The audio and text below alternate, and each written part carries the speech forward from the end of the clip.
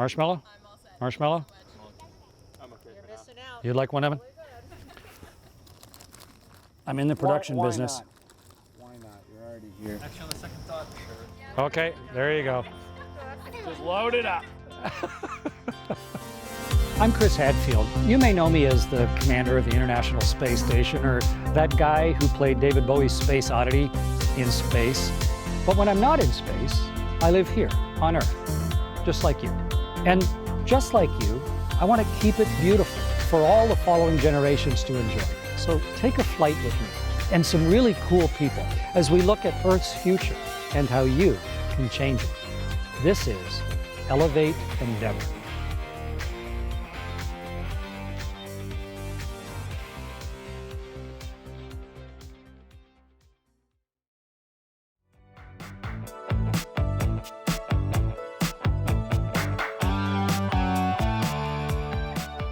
When I'm here on Earth with my feet planted on the ground, the world intuitively seems just huge.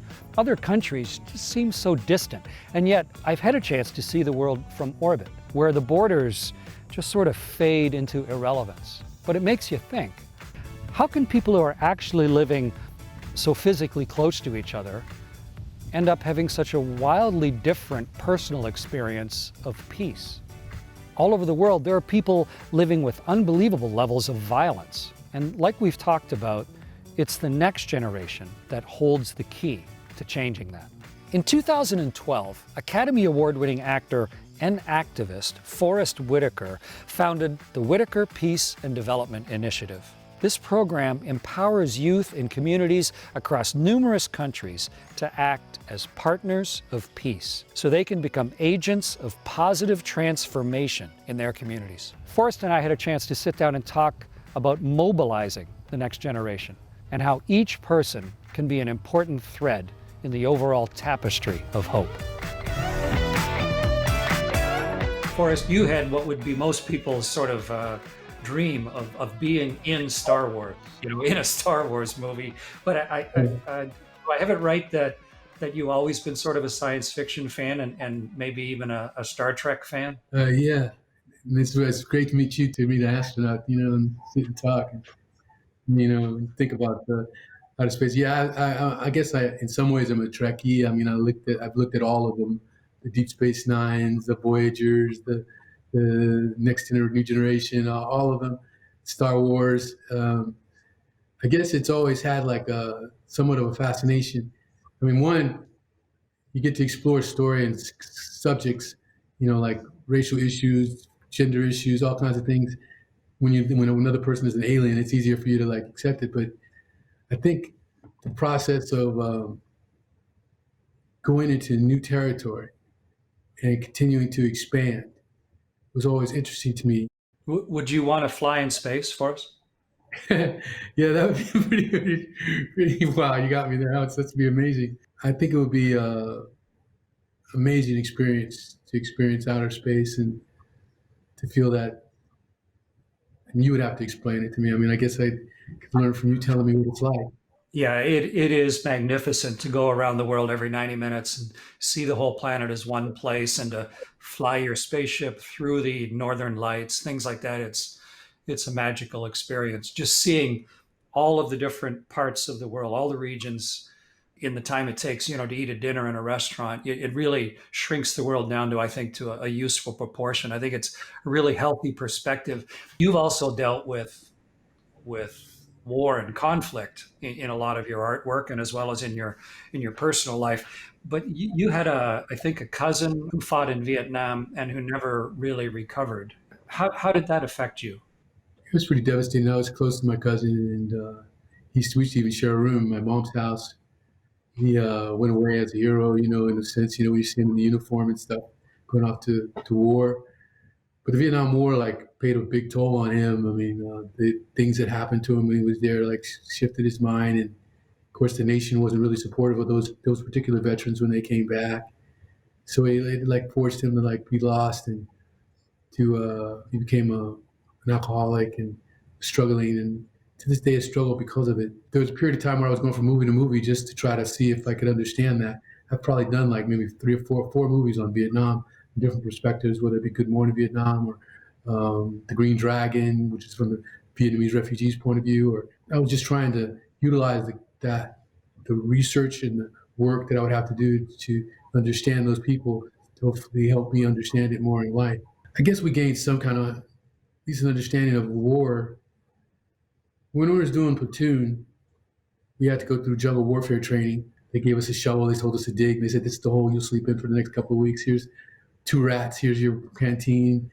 And even though it's simulated and it's not anywhere close to what people must experience in real life to lose their real friends, you start to see people like deteriorate and start to do things into each other and they would never do before. And you realize the capacity that each one of us has of put in certain circumstances.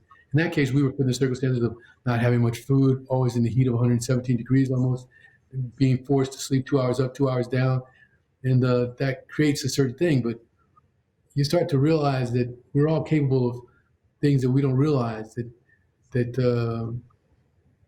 put in the certain circumstances with certain experiences, we can conduct and do things that we would think we would never do. The role that you played of Idi Amin in The Last King of Scotland was perhaps your most celebrated role, the one that you won Best Actor and Academy Awards for.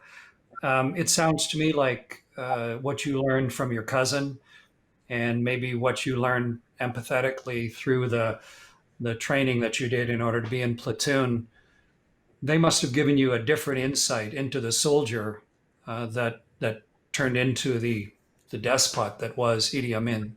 I went up to his village up in the north, Arua, and I got to meet with his brother and sisters, and I just slowly, with meeting generals and people who had been harmed by him and stuff, started to formulate parts of a person, you know. I mean, and trying to understand the psychology of like somebody who was rewarded for brutality in a way in the Mau Mau Wars, and kind of introduced me, was an introduction into me moving into a more global sort of social work.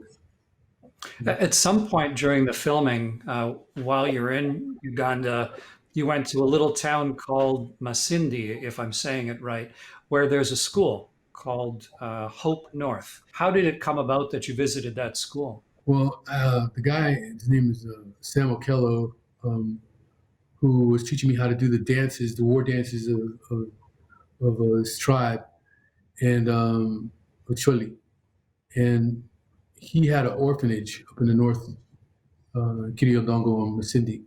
He had an orphanage there, and I went with him because he requested that I go if I had an interest.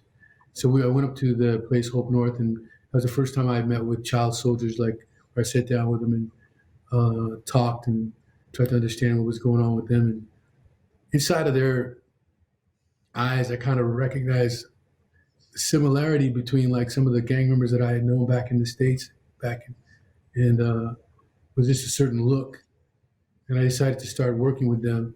So I started working with them at Hope North, and getting the library, getting the wells dug. Started to immerse myself in it, and then from that, the UN asked me if I would speak about what I was learning there. Instead, I took a video and started to interview some of the youth so they could talk for themselves. And I brought that tape to the UN, and they had asked me to work as a Goodwill ambassador. And I started to work there as a Goodwill ambassador for a little bit, but I realized that there was more I wanted to do on the ground. So I decided to start an organization. It was called Whitaker Peace and Development Initiative, which was working to empower youths in areas of conflict to become mediators. But it must be doubly difficult now with what's going on with COVID. It's grown to quite a large organization, the initiative. But I read that just last month, you had 120 trainees in Tijuana, just across into Mexico, graduate from one of your vocational training courses. So there's obvious very good things going on with your initiative. But what sort of troubles are you facing here? I'm sure a lot of people are also, but with trying to do good in amongst all the strictures of COVID. It's been really interesting because what we do is we train these youths in like 4 different things: conflict resolution, life skills, computer technology, and entrepreneurship. and then they go back into their communities and like they train their communities and start to develop and build businesses for the community. So they've been like working inside of the communities. So instead, what happened was during this COVID outbreak, in a number of our areas where we're working, like in Uganda and South Sudan, the youth realized that the communities that they have been living in and working in are disenfranchised. They don't have any way of getting to know the knowledge to be able to protect themselves from the COVID virus. So they wanted to take on the task, being like frontline workers, to go in to train the community and help the community. So actually, they took the skills that they know and went out and applied them in a different terrain. Like some of them, like I think would have like went to like 5,000, 6,000 homes to educate people, gave out tens of thousands of masks, create these tippy taps. They're like things that you wash your hands with, like you turn over and you can wash your hands with. And so there's been a lot of different movement. It's just so important to try and have peace as a fundamental precept of what people can expect in their lives. You can easily take it for granted depending where you grew up, and it's so important for the full development of a human being.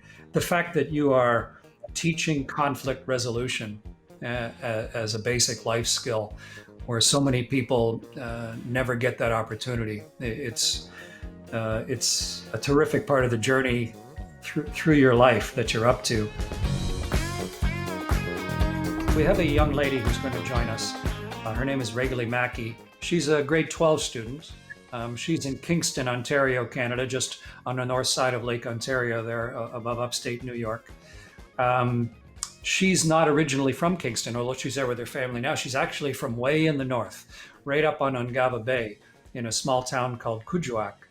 And she was recently elected by the student body at her school as the equity commissioner. I'm sure teaching some of those same life skills and the necessity to be able to resolve conflict, just as you're doing worldwide with your initiative. Regally, did you have any questions for Forest? I do. I have 3 questions for you guys. The first one is I wanted to talk about discussions about marginalized groups, including Inuit, that don't include the people that are being talked about. So why do you think it's important to let us tell our stories to those people that are already talking about us? Those people who are being marginalized, who aren't having their voices heard, have to find a way to amplify their voices in some way so that they can force themselves to be heard. And those who are in positions to be able to do that need to do so as well. First time I went to the UN, instead of me trying to talk for the community itself, I brought the tape to the community. I requested that they would brought the people from the community. When people are asking us to get kids to talk about creating businesses and things, we bring them. They're the ones that go to talk. They're the ones that go to speak. My next question is actually about your organization, Forest, which supports 12 of the 17 UN Sustainable Development Goals, one of which is zero hunger. And in Canada, only about 43% of Nunavut households reported being food secure, compared to the national average of 87%. What does it mean when there's this much disparity between these communities? And how do you think this goal can help close that gap? I think when you have like this kind of disparity, it's a breeding ground for conflict. Conflicts mostly start out of like unmet needs. A community that's food insecure is going to have like issues that they're going to cross each other. With frustration, with the anger, with the loss, with the lack of health care, all these things are going to compound themselves on the community. Again, it's an advocacy issue where people have to go and try to force themselves to be heard on different levels. I think now some forms of protest are necessary too, to be able to like have your voices heard. Because what you're talking about is it's really profound. That much food insecurity, it's just not acceptable. It's just not. The last thing I would like to discuss with the both of you is the Black Lives Matter movement. It's very clear that change needs to happen systemically in both the United States and in Canada and around the world. But as an individual, it can be hard to know how you can help create change. So, What is your advice to young people who want to create change in their community, in their country, and even globally? To me, it's so important to have an understanding of the goals that you want to accomplish, like set it in the distance as your sort of your guideline for how to choose what to do next. You know, this is truly what I want all of my actions to try and support.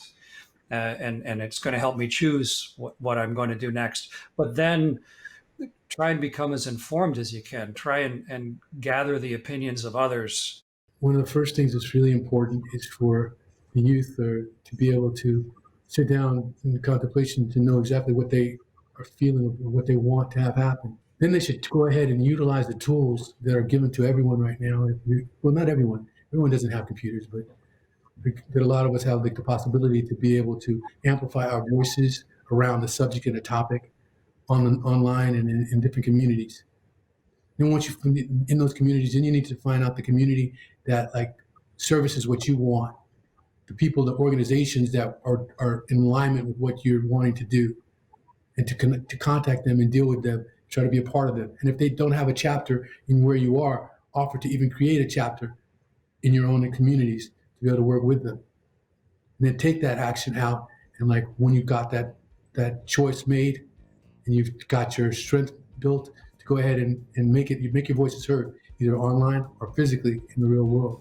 I commend you at just the grade 12 level for being actively involved within the student body there, which is only going to branch out and increase as your life progresses as well. Thank you very much, and please tell everybody at the school hello from me as well.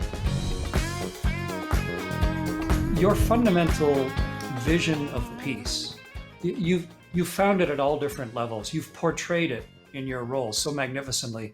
What is, I guess, your vision of peace, and how best can people enable peace as a public good?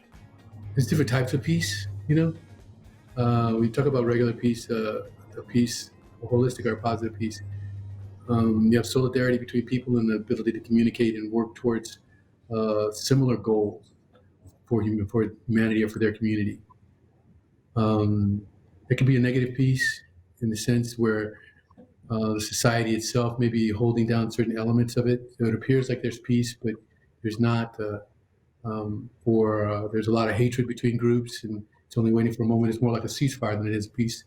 We need to try to build towards that positive peace where people are communicating, where they're accepting each other and understanding each other, trying to be empathetic to the situation and working towards a common goal. I think one of the big important things to do, usually when you're negotiating these things, is trying to find common ground. With common ground, you can move towards a sort of solidarity for the common ground. And from that, you can hopefully build peace, because peace is something that has to be continually worked at, something that we have to continue to incorporate deeper into our lives. People often say that you meet famous people and you meet your heroes at peril, because you're going to be disappointed and they won't be the people that you wish they would have been.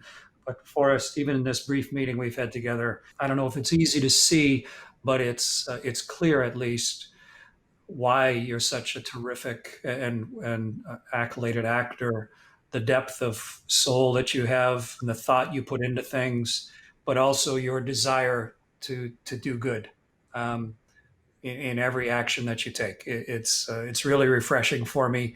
It's made me think a bunch, and thank you very much for taking the time to talk with me today. Thanks a lot for having me here. It's really been a pleasure talking to you.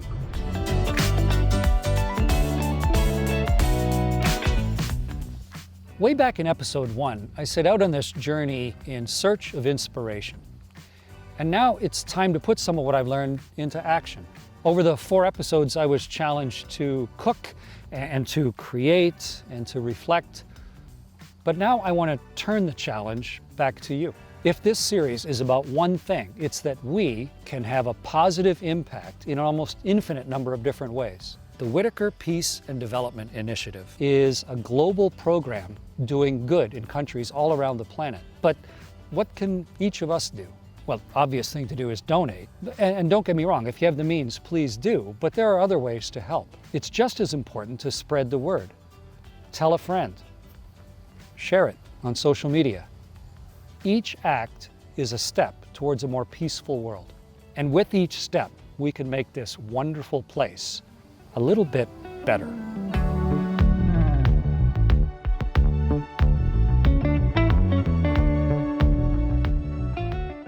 Thanks for watching. If you like this video, then give it a like and subscribe to the channel. If, on the other hand, you did not like this video, then there's another button you can push, but then I would be very disappointed in you. And you then run the risk of disappointing someone not only on Earth, but in outer space also. And you would not like that, would you? For some other really cool content, go to elevate.ca. I'll be there.